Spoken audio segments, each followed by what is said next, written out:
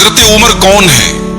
حضرت عمر وہ انسان ہیں کہ صحابہ کرام اس بات کا اظہار کرتے تھے کہ اسلام لانے کے بعد صحیح معنی میں عزت اور سربلندی ہمیں تب ملی جب عمر اسلام لائے۔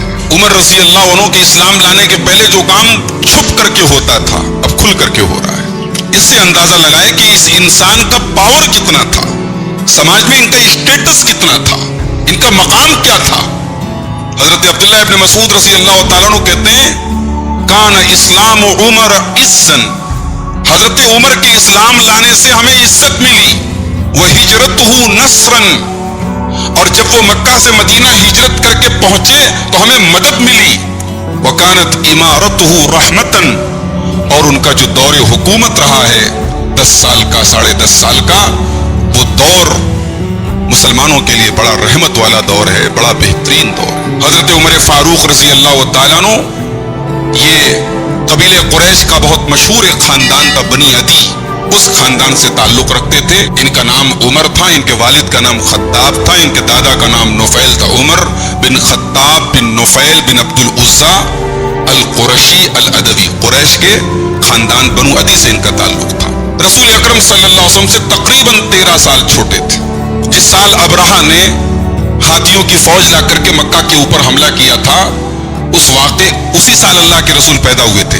اس واقعے کے تقریباً 13 سال کے بعد حضرت عمر پیدا ہوئے۔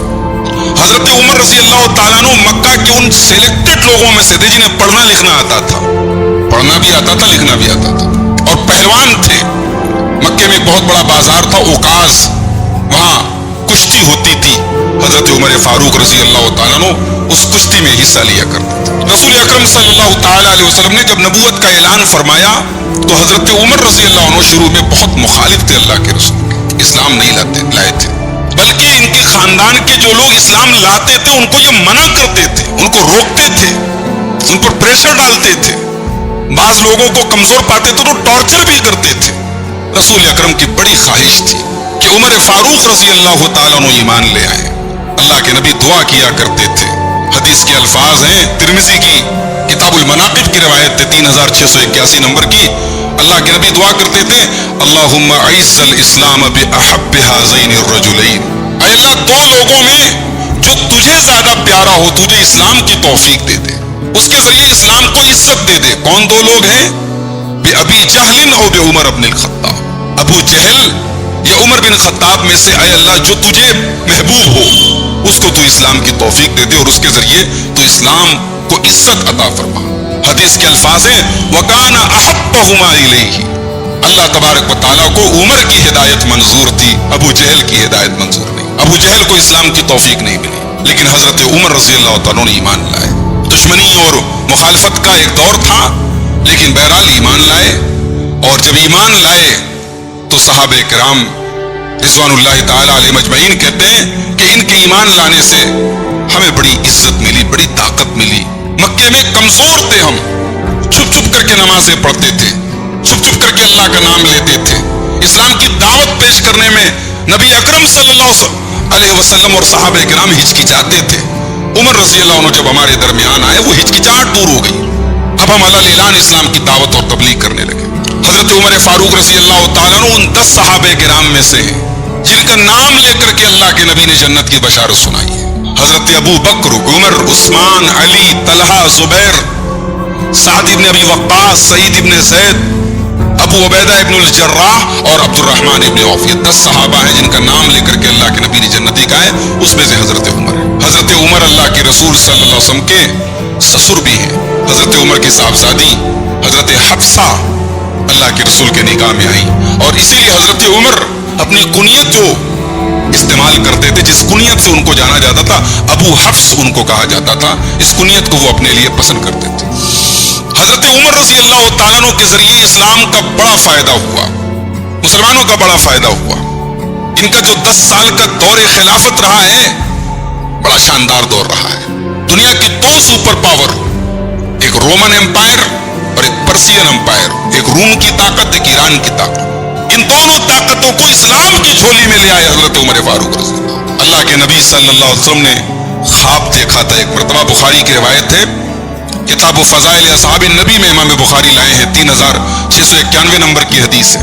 اللہ کے نبی کہتے ہیں کہ میں سویا ہوا تھا، میں نے خواب میں دیکھا کچھ لوگ میرے اوپر پیش کیے گئے، وعلیہم قمص، کچھ لوگ پیش کیے گئے وہ کرتا پہنے ہوئے تھے، فمنہا ما یبلغ الثدی، کچھ لوگوں کا کرتا جو تھا وہ چھوٹا تھا، بس سینے تک پہنچ رہا تھا، ومنہا ما یبلغ دون ذلک، کچھ لوگوں کا کرتا اور لمبا تھا اور نیچے جا رہا تھا، وعرض علی عمر، اور اسی خواب میں نے دیکھا کہ حضرت عمر فاروق آئے، وعلیہ قمیص اجتر، عمر کا کرتا اتنا لمبا تھا کہ وہ زمین پر ان کا کرتا جو ہے لٹک رہا تھا، زمین پر کھینچتے ہوئے اس کو چل رہے تھے۔ قالوا فما اولتہ یا رسول اللہ، صحابہ نے کہا کہ یا رسول اللہ اس خواب کی تعبیر کیا ہے، اس خواب کا مطلب کیا ہے؟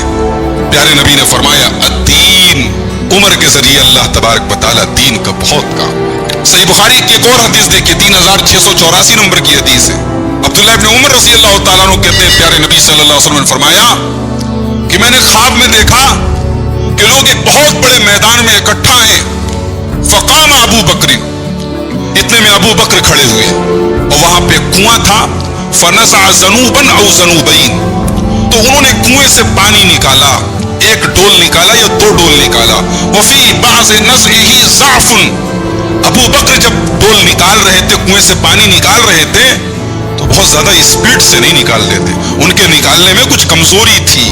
اس کے بعد اللہ کے نبی کہتے ہیں واللہ یغفر لہ، ابو بکر کنویں سے ڈول نکال رہے تھے، کچھ کمزوری تھی ان کے نکالنے میں، اللہ ان کو معاف کرے۔ ثم اخذها عمر، پھر اس کنویں کے اس ڈول کو عمر نے اپنے ہاتھ میں لے لیا، فاستحالت بیدہ غربا، اور وہ چھوٹا سا ڈول جب عمر کے ہاتھ میں گیا تو بہت بڑا سا ڈول بن گیا، اس کا سائز بہت بڑا ہو گیا، اور اس کے بعد فلم ارى عبقريا في الناس، اللہ کے نبی فرماتے ہیں میں نے کوئی پہلوان ایسا نہیں دیکھا یفری فریہ، جو عمر کے جیسی اسپیڈ سے کنویں سے پانی نکالتا، حتی ضرب الناس بعتن، یہاں تک کہ لوگ اپنے اپنے جانوروں کو پانی پلا کے ان کی چراگاہ تک لے کے چلے گئے، سب لوگ سیراب ہو گئے، سب کے جانوروں نے پانی پی لیا۔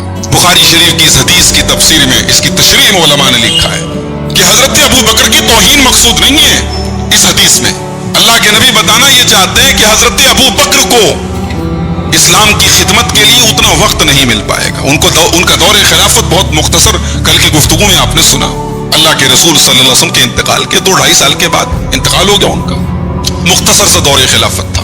حضرت عمر کو وقت ملا، 10 سال 5 مہینے ان کا دور خلافت رہا۔ حضرت عمر کے زمانے میں دنیا کے بڑے بڑے ممالک فتح ہوئے، شام کا علاقہ، عراق کا علاقہ، ایران کا علاقہ، آذربائیجان کا علاقہ، مصر کا علاقہ، لیبیا، یہ سارے کے سارے علاقے حضرت عمر کے دور میں فتح ہوئے۔ بیت المقدس جو اب تک رومیوں کے ہاتھ میں تھا، عیسائیوں کے ہاتھ میں تھا، حضرت عمر فاروق رضی اللہ تعالیٰ عنہ کے دور میں بیت المقدس کی چابیاں امیر المومنین کے ہاتھ میں، بیت المقدس میں مسلمانوں کو نماز پڑھنے کا موقع ملا، بیت المال مال سے بھر گیا، اتنی خوشحالی آ گئی، مسلمانوں کے پاس مال و دولت کی کمی نہیں رہی، صحابہ کے دور میں، نبی کے دور میں جو پریشانی کے حالات تھے اب ختم ہو گئے، پیسے کی فراوانی ہو گئی، مگر مسلمانوں کے بیت المال میں پیسہ ہے، عمر فاروق کے گھر میں پیسہ نہیں ہے۔ عمر فاروق کی زندگی وہی سادہ زندگی ہے، علامہ ابن سعد اپنی طبقات میں نقل کرتے ہیں فَكَانَ لَا يَأْكُلُ إِلَّا الْخَشِنَ مِنَ الطَّعَامِ،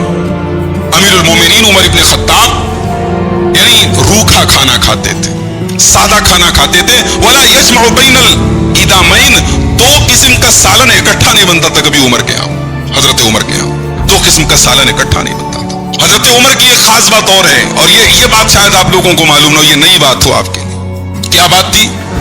حضرت عمر کو اللہ تبارک و تعالیٰ نے ایسا دماغ دیا تھا کہ ان کے بہت سارے فیصلے بالکل صحیح ہوتے تھے، وہ جو سوچتے تھے، جو فیصلہ کرتے تھے، بالکل صحیح ہوتا تھا وہ۔ بھئی یہ بہت بڑا کمال ہے، آدمی اتنا دور اندیش ہو کہ 10 سال آگے کی بات وہ آج فائنل کر دے کہ ہاں ایسا کرو گے تو ایسا ہو جائے گا۔ حضرت عمر وہ انسان ہے کہ ان کے فیصلوں کی تائید آسمان سے ہوئی۔ مقام ابراہیم، خانہ کعبہ کے پاس وہ جگہ جہاں حضرت ابراہیم علیہ السلام کے قدموں کا نشان ہے، جہاں کھڑے ہو کر کے انہوں نے خانہ کعبہ کی تعمیر کی تھی۔ حضرت عمر کی بڑی تمنا تھی یا رسول اللہ اس کو مصلی بنا لیا جائے, اس کو سامنے رکھ کر کے نماز پڑھی جائے. قرآن کریم کی آیت نازل ہوئی وَاتَّخِذُوا مِن مَقَامِ إِبْرَاهِيمَ مُصَلًّى. حضرت عمر نے سب سے پہلے اللہ کے رسول سے کہا تھا یا رسول اللہ آپ کے پاس اچھے لوگ بھی آتے ہیں برے لوگ بھی آتے ہیں, آپ اپنی ازواج مطہرات کو پردے کا حکم دے دیں. صحابہ کرام آپ کے گھر میں آئے تو ڈائریکٹ آپ کی بیویوں سے بات نہ کر سکے, کوئی ایسا نظام بنائے کہ آپ کے گھر میں پردہ ہو جائے. قرآن کی آیت نازل ہوگی وَإِذَا سَأَلْتُمُوهُنَّ فَاسْأَلُوهُنَّ مِنْ وَرَاءِ حِجَابٍ. مسلمانوں تم نبی کے گھر میں جاؤ اور نبی کی ازواج سے تمہیں کوئی سامان مانگنا ہے تو پردے کی آڑ سے مانگو, ڈائریکٹ نہیں مانگ سکتے, پردے کا حکم نازل. حضرت عمر فاروق رضی اللہ تعالیٰ عنہ نے ایک مرتبہ اللہ کے نبی کی بیویاں سب آپس میں سب لوگوں نے طے کیا تھا کہ ہمارا جو سالانہ خرچہ ہمیں دیا جاتا ہے کچھ اس میں اضافہ کیا جائے, ہمارے نان و نفقہ میں اضافہ کیا جائے. اس کو لے کر کے اللہ کے رسول کی ازواج مطہرات نے آپس میں کچھ میٹنگ کی. حضرت عمر فاروق کو پتا چلا, حضرت عمر فاروق آئے, اپنی بیٹی ان کی بیٹی بھی ان بیویوں میں شامل تھی حضرت حفصہ. اللہ کے نبی کی بیویوں کو مخاطب کر کے کہا اسارتہ ان طلقکن ان یبدلہ خیرا منکن. اے نبی کی بیویوں تم زیادہ غرور مت کرو اپنے اوپر, یہ تمہاری عظمت ہے, اللہ نے تمہیں اپنے نبی کی بیوی بنایا ہے. اللہ چاہے تو تم سے بہتر بیویاں اللہ اپنے نبی کو دے سکتا ہے, اللہ کے لیے تو مشکل نہیں ہے. لہٰذا تم اپنے مقام کو سمجھو, کوئی ایسا مطالبہ مت کرو جس سے نبی ناراض ہو جائے. حضرت عمر نے جو الفاظ استعمال کیے سیم وہی الفاظ اللہ نے قرآن میں نازل کر دیے سورہ تحریم کے اندر عسى ربه ان طلقكن ان يبدله ازواجا خيرا منكن. کہ اے نبی کی بیویوں تمہارا رب اپنے نبی کو تم سے بہتر بیویاں دے سکتا ہے, اگر نبی تمہیں طلاق دے دے تو تم سے بہتر بیویاں اللہ اپنے نبی کو دے سکتا ہے. تو عمر فاروق ہوئے. اللہ کے نبی فرماتے ہیں صحیح بخاری کی 3689 نمبر کی حدیث ہے, فرماتے ہیں کہ لقد كان في من قبلكم من الامم محدثون. تم سے پہلے بہت سارے لوگ ایسے ہوتے تھے جو محدث ہوتے تھے. بھئی ایک ہوتا ہے محدث حدیث بیان کرنے والا, اور ایک ہوتا ہے محدث جس کے دل میں اللہ تعالیٰ صحیح بات ڈال دے, صحیح بات کا الہام کر دے. اللہ کے رسول نے فرمایا تم سے پہلے کی امتوں میں محدث ہوتے تھے, اور اگر میری امت میں کوئی ایسا ہوتا تو یہ عمر ہوتے. حضرت عمر رضی اللہ تعالیٰ عنہ اپنے دور خلافت میں راتوں کو گشت لگاتے تھے. حکمراں وہ ہوتا ہے جسے عوام کی فکر ہو, حکمراں وہ ہوتا ہے جو اپنے سسٹم اور نظام کو جانچتا رہتا ہو کہ بھئی میں حکومت کر رہا ہوں, میری عوام مجھ سے مطمئن بھی ہے کہ نہیں ہے, میں عوام کی ضرورتیں پوری کر بھی رہا ہوں کہ نہیں کر پا رہا ہوں. یہ پہلا حکمراں ہے پوری تاریخ کا جس نے یہ نظام قائم کیا, سیلف ایویلویشن, خود احتسابی. حضرت عمر رات کو گشت کرتے تھے. دیکھیں میں عام آدمی کے سادے لباس میں نکلتا ہوں, میں دیکھوں پبلک کی رائے کیا ہے امیر المومنین کے بارے میں. ایک دن رات میں نکلے, ایک عورت کے پاس سے گزر ہوا, عورت کے چھوٹے چھوٹے بچے ہیں, بچے رو رہے ہیں, چولہا پر ہانڈی رکھی ہوئی ہے, کچھ پک رہا ہے. حضرت عمر نے عورت سے کہا کیا بات ہے, بچے رو رہے ہیں, جو پکا رہی ہو پھٹ سے نکال کے کھلا دو. عورت کی آنکھوں میں آنسو آ گئے, کہنے لگی اللہ بیننا و بین عمر, میں بیوہ عورت ہوں, میرے پاس آمدنی کا کوئی ذریعہ نہیں, چھوٹے چھوٹے بچے ہیں میرے اور عمر کے درمیان اللہ فیصلہ کرے گا. میرے بچے بھوکے ہیں, انہیں تو بہلانے کے لیے میں نے ایسے ہی کنکر پتھر ڈال دیے چولہے کے اندر, ہانڈی کے اندر, کچھ پک تھوڑی رہا ہے, بچے بھوکے ہیں. حضرت عمر کانپ گئے, گھر آئے اور اناج کی بوری اور جو ضروری سامان ہوتے ہیں پکانے کے ان کو اکٹھا کیا, بوری کو اپنے کندھے پہ لادا. حضرت عمر کے غلام اسلم نے کہا کہ امیر المومنین یہ خدمت آپ مجھے دے دیں, یہ آپ کا کام نہیں ہے. حضرت عمر نے کہا انت تحمل وزری یوم القیامہ, اسلم قیامت کے دن میرا بوجھ اٹھاؤ گے, جب قیامت کے دن نہیں اٹھا سکتے تو آج مجھے یہ بوجھ اٹھانے دو. اور گئے, اور جب تک وہ سارے بچے کھا کے سو نہیں گئے امیر المومنین عمر ابن خطاب وہاں سے واپس نہیں آئے. ایک مرتبہ اور رات میں گشت لگا رہے تھے, ایک آدمی بیچارہ بدو ہے, دیہاتی ہے, اپنے خیمے کے باہر گھبرایا بیٹھا ہے. حضرت عمر نے کہا کیا بات ہے, کہا کہ رات کا وقت ہے, غریب آدمی ہوں, بیوی کی ولادت کا مسئلہ ہے, میرے پاس کوئی انتظام نہیں ہے. حضرت عمر جلدی سے اپنے گھر آئے اور اپنی اہلیہ ام کلثوم بنت علی بن ابی طالب, حضرت علی کی صاحبزادی, حضرت حسین کی بہن, حضرت ام کلثوم بنت علی جو حضرت عمر کی بیوی ہیں, ان سے کہا هل لك في اجر قد ساقه الله اليك, محترمہ میری اہلیہ یہ بتا کہ اللہ تعالیٰ نے اگر اجر و ثواب کا انتظام چل کر کے تیرے گھر آیا ہو تو تو اسے لے گی کہ نہیں لے گی. کہا بالکل, بتائیے کیا معاملہ ہے. حضرت عمر نے پوری بات بتائی, اپنی پیٹھ پر آٹا اور گھی وغیرہ یہ سب لادا. کلثوم نے پیدائش کے ٹائم جو ضروری چیزیں ہوتی ہیں وہ لی, اور یہ دونوں لوگ اس پدو کے گھر پہنچے. کلثوم اندر چلی گئی, پوری ڈیلیوری کرائی, اور اندر سے آواز دی امیر المومنین اپنے دوست کو بتا دے لڑکا ہوا ہے. اب پدو بڑا گھبرایا, میں اس کو ایک عام آدمی سمجھ رہا ہے, تو امیر المومنین نکلے اور لگا معذرت کرنے حضرت عمر فاروق سے. حضرت عمر فاروق نے کہا نہیں کوئی بات نہیں, یہ میرا کام تھا, یہ میری ڈیوٹی تھی. حضرت عمر رضی اللہ تعالیٰ انہوں نے اسے جو بھی ضرورت کا خرچہ وغیرہ تھا وہ دیا, اور اس کے بعد وہاں سے واپس آئے. یہ حضرت عمر فاروق ہے. میرے بھائیوں, پروپیگنڈا, آج افسوس کی بات ہے, محرم کا مہینہ قریب آ رہا ہے. میں پہلے دن کی گفتگو میں نے کہا تھا بھئی ہم اہل بیت کے چاہنے والے ہیں, لیکن اہل بیت سے محبت اور عقیدت کا یہ مطلب نہیں کہ ہم صحابہ پر تیر چلائیں. آج کہانیاں گڑھی جاتی ہیں کہ بھی حضرت عمر وہ ہیں جنہوں نے حضرت فاطمہ کے گھر کے دروازے کو آگ لگا دی, اور گھر کے دروازہ حضرت فاطمہ کے پیٹ پہ گرا, اور ان کے پیٹ کا بچہ نعوذ باللہ ختم ہو گیا. یہ بھی کہا جاتا ہے کہ حضرت فاطمہ اسی حملے سے وفات پا گئی. بھئی اگر یہ واقعہ سچا ہے, اور واقعی میں حضرت عمر نے حضرت فاطمہ نعوذ باللہ حضرت فاطمہ کے گھر کے دروازے کو آگ لگائی, اور ان کے پیٹ کا بچہ نعوذ باللہ شہید ہو گیا, تو پھر ہمیں اور آپ کو یہ بھی مان لینا چاہیے کہ حضرت علی کی غیرت اور خودداری کہاں چلی گئی. جس کی بیوی کو کوئی قتل کر دے وہ اس کو اپنی بیٹی دے دے نکاح میں. بھئی یا تو اس واقعے کے پہلے انہوں نے بیٹی دی تھی یا بعد میں دی تھی. اگر پہلے دی تھی تو اپنی بیوی کے قاتل کے گھر میں اپنی بیٹی کو رکھا, تو طلاق کیوں نہیں دلواتی؟ اور بعد میں اگر دی تو کوئی اپنی بیٹی کے قاتل کو, اب اپنی بیوی کے قاتل کو بیٹی تو نہیں دے سکتا. کربلا کے میدان میں جو لوگ شہید ہوئے اہل بیت میں سے, اس میں ابو بکر, عمر, عثمان, یہ تینوں نام ملتے ہیں. حضرت حسن کی اولاد میں بھی, حضرت حسین کی اولاد میں بھی. بھئی ہم تو نہیں سمجھتے ہماری ماں کو کوئی قتل کر دے ہم اپنے بچوں کا نام اس کے نام پہ رکھیں گے. یہ تصور کے باہر کی بات ہے, یہ کامن سینس کے باہر کی بات ہے, عقل کے خلاف بات ہے. کہانیاں گڑھی گئیں تاکہ عمر فاروق پر لعنت کی جا سکے.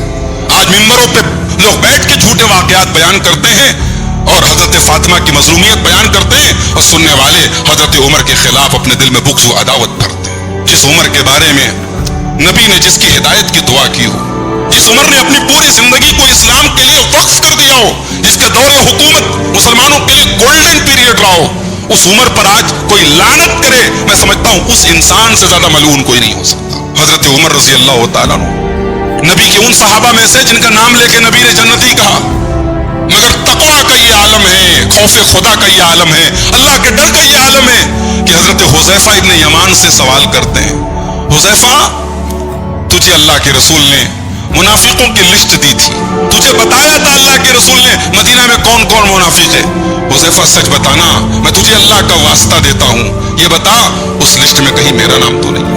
کون کہہ رہا ہے؟ حضرت عمر فاروق رضی اللہ تعالیٰ. حضرت حذیفہ کہتے ہیں اللہم لا ولا ابرئ احدا بعدک, اے امیر المومنین کیسی بات کر رہے ہیں, اللہ معاف کرے, ایسا کبھی نہیں ہو سکتا. اگر آپ اس لسٹ میں شامل ہو گئے تو پھر اور کون بچے گا, پھر تو کوئی بچ نہیں پائے گا. ایسا بالکل نہیں ہے, قطعی نہیں ہے, غلط بات ہے, ایسا آپ مت سوچیے.